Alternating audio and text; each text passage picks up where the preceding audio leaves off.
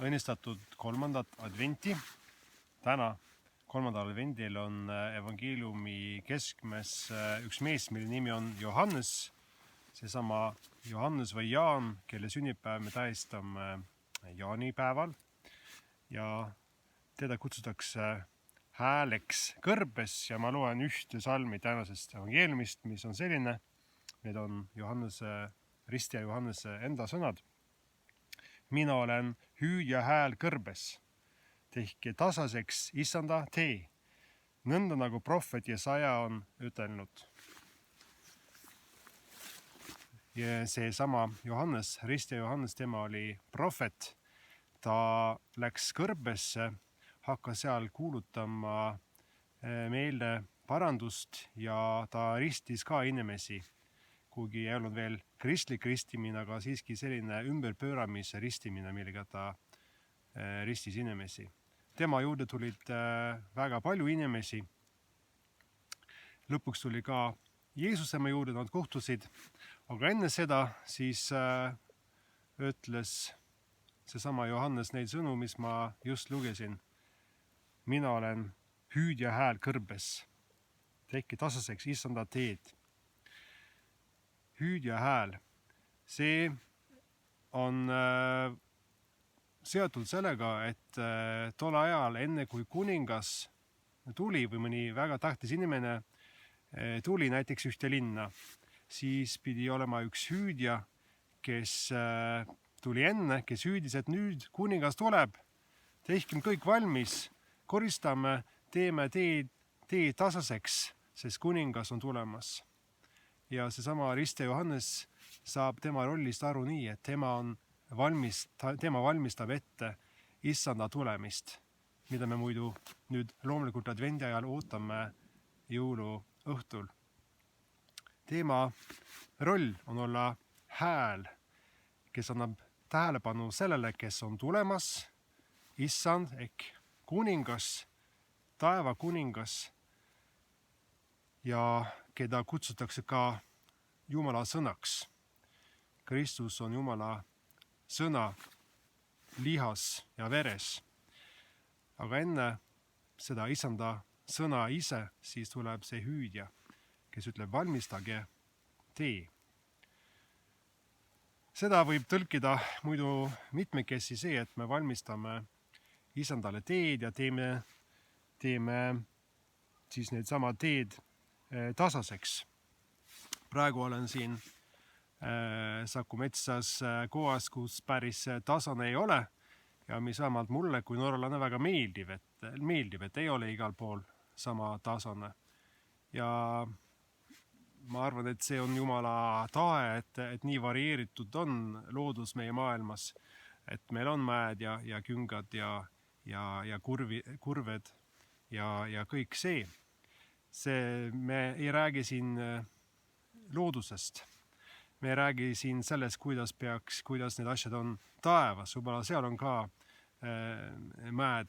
Mina kui norralane loodan ju selle peale. Aga see ei ole õnneks minule otsustada. Aga siin selles kontekstis see tähendab, et meie isiklik tee on issanda jaoks valmis, koristatud, valmis selleks, et ta saaks tulla meie südamesse, meie südametesse. Kuidas saame ennast ette valmistada issanda tulemiseni? Me saame koristada, tunnistada oma pattud, paluda andeks ligimestelt, issandalt, kui me oleme midagi valesti teinud, kui kuidagi oleme uksed temale lukku pannud. Me saame elada palvemeelsuses, nagu üks suurim issanda teener, nimelt Paulus on kirjutanud oma kirjast Thessaloniklastele, palvetage lakkamatult.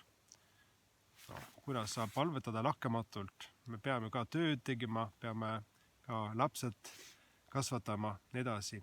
loomulikult siin räägime hoiakust, selline hoiak, kus süda on Jumalale avatud, et süda saab võimalikult tihti palju suhelda Jumalaga, anda oma küsimusi, väljakutseid temale kätte, aga samas olla avatud vaikses palves kogu aeg, et Jumal saab meile ka midagi ja meie südamesse ka midagi öelda.